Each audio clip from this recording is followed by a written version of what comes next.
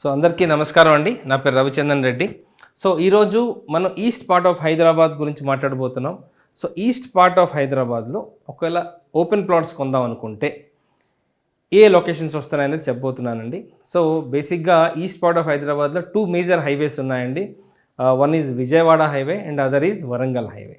So ఇప్పుడు నేను Vijayawada highway గురించి డిస్కస్ చేయబోతున్నానండి. సో విజయవాడ హైవే అంటే మేజర్గా మనం గుర్తొచ్చేది ఈ లొకేషన్సేనండి. సో తూప్రాన్పేట్, మల్కాపూర్, చౌటుప్పల్, చిట్యాల, నార్కెట్పల్లి అండ్ మేజర్గా రామోజీ ఫిలిం సిటీ మనకి ఫస్ట్ పడుతుందండి. సో ఈ ఏరియాస్లో మీరు ఇన్వెస్ట్ చేద్దాం అనుకుంటే ఏ ప్రైజెస్లో ఎటువంటి అప్రూవల్స్ మనకు దొరకబోతున్నాయి అనేది నేను చెప్పబోతున్నానండి.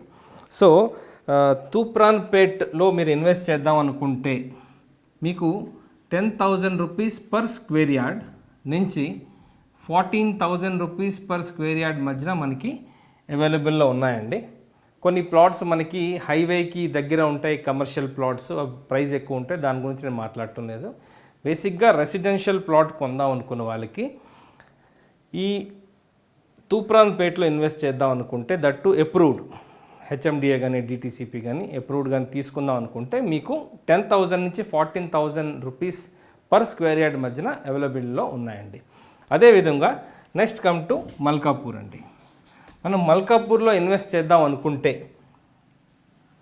8,000 రూపీస్ పర్ స్క్వేర్ యార్డ్ నుంచి 11,000 రూపీస్ పర్ స్క్వేర్ యార్డ్ మధ్యన మనకి approved residential plots or villa plots కూడా అనుకోవచ్చు అవైలబుల్లో ఉన్నాయండి.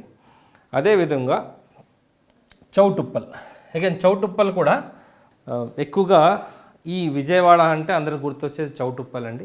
సో చౌటుప్పల్లో కూడా మనకి around 8,000 rupees per square yard నుంచి 11,000 రూపీస్ పర్ స్క్వేర్ యార్డ్ మధ్యన మనకి approved either it's DTCP or HMDA approved plots మనకి అవైలబుల్లో ఉన్నాయండి.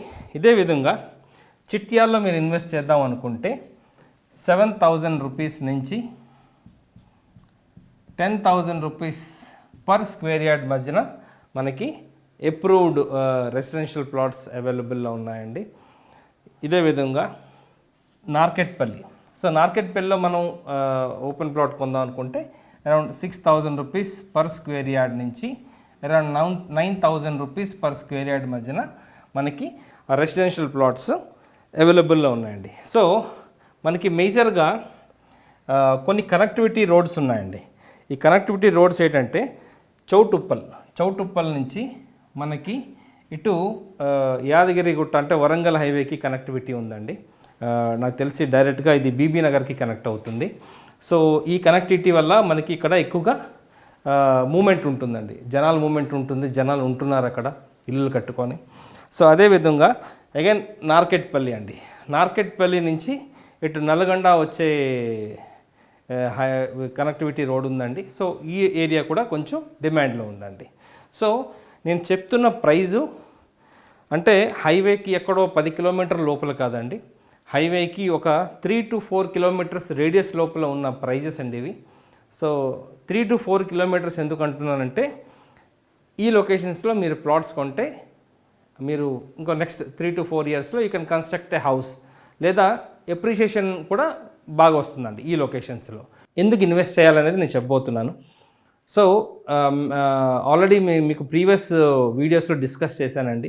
గవర్నమెంట్ ఇప్పుడు కొత్త గవర్నమెంట్ ఆల్ 5 లొకేషన్స్ అంటే 5 లొకేషన్స్ కాదు, ఆల్ 5 హైవేస్ని డెవలప్ చేస్తుందండి. సో దట్ ప్రతి ఆల్ పార్ట్స్ ఆఫ్ హైదరాబాద్కి రియల్ ఎస్టేట్ వైజ్గా గ్రోత్ రావాలని ప్రతి లొకేషన్ కూడా, ప్రతి హైవే కూడా హైప్ ఇస్తుందండి. సో మన ఎక్స్పెక్టేషన్ ప్రకారంగా, మా అనాలిసిస్ ప్రకారంగా ఇప్పుడు ఫార్మసిటీ 5 పార్ట్లుగా డివైడ్ అయ్యిందని చెప్పాం కదండి. ఒక పార్ట్ విజయవాడ హైవేకి వచ్చే ఛాన్సెస్ చాలా వరకు ఉన్నాయండి. ఇదే విధంగా చాలా ఇండస్ట్రీస్ కూడా మనకి విజయవాడ హైవేలో ఇప్పుడు రాబోతున్నాయి. చాలా ఇండస్ట్రీస్, మ్యానుఫ్యాక్చరింగ్ ఇండస్ట్రీస్ రాబోతున్నాయి. ఇది కాకుండా ఇటు విజయవాడ, వైజాగ్ వెళ్ళే వాళ్ళకి ఇది ఓన్లీ కనెక్టివిటీ రోడ్ అండి. సో ఎక్కువగా మన హైదరాబాద్లో ఉన్న జనాలు ఎక్కువ ఇటు నుంచి వస్తారండి. మన విశాఖపట్నం నుంచి ఇటు విజయవాడ, రాజమండ్రి నుంచి మన హైదరాబాద్ వస్తుంటారండి. సో వాళ్ళకు కూడా కనెక్టివిటీకి ఇది చాలా ఈజీగా ఉంటుందండి. సో దట్ ఈస్ వై ఇప్పుడు విజయవాడ హైవే నెక్స్ట్ ఇప్పుడు మనం ఎక్కువగా ప్రీవియస్ వీడియోస్లో డిస్కస్ చేసాం. శ్రీశైలం హైవే అని, ముంబై హైవే అని, బెంగళూరు హైవే అని. సో అదేవిధంగా ఆ హైవేస్లో మంచి డెవలప్మెంట్స్ వచ్చాయండి. అదేవిధంగా ప్రైస్ హైక్ కూడా చాలా వరకు అయిందండి. సో ఇప్పుడు ఫ్యూచర్లో నెక్స్ట్ 5 yearsలో డెవలప్ అయ్యే హైవేస్లో విజయవాడ హైవే అనే one of the best highway అని చెప్పొచ్చండి. ఎందుకంటే చాలా కంపెనీస్ రాబోతున్నాయి, ఫార్మా సిటీ కూడా వచ్చే ఛాన్సెస్ ఉన్నాయి. సో ఇప్పుడు కానీ ఇన్వెస్ట్ చేసేటట్టుగా అయితే డెఫినెట్గా మీకు రిటర్న్ ఆఫ్ ఇన్వెస్ట్మెంట్ చాలా ఎక్కువ వస్తుందండి.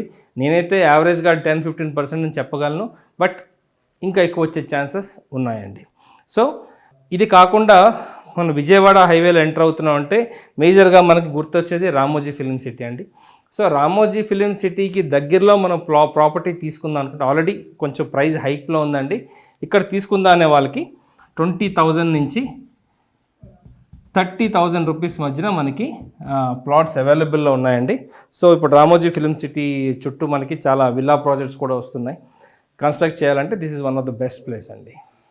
సో ఈ లొకేషన్స్లో ఈ విజయవాడ హైవే ఎక్కడైనా మీరు కొందాం అనుకుంటే మీరు ఏవైనా లొకేషన్స్ ఐడెంటిఫై చేసి మీరు కన్ఫ్యూజన్లో ఉన్నారు, అయ్యో కొనొచ్చా, ఎంత పెట్టవచ్చు, స్క్వేర్ యార్డ్ ఎంత నడుస్తుంది ఇక్కడ, నాకు తెలిసిన ప్రైస్ కరెక్టా కాదా అనేది మీకు డౌట్ వస్తే మీరు నాకు సోషల్ మీడియా త్రూగా కాంటాక్ట్ అవ్వచ్చు అండి. థ్యాంక్ యూ అండి.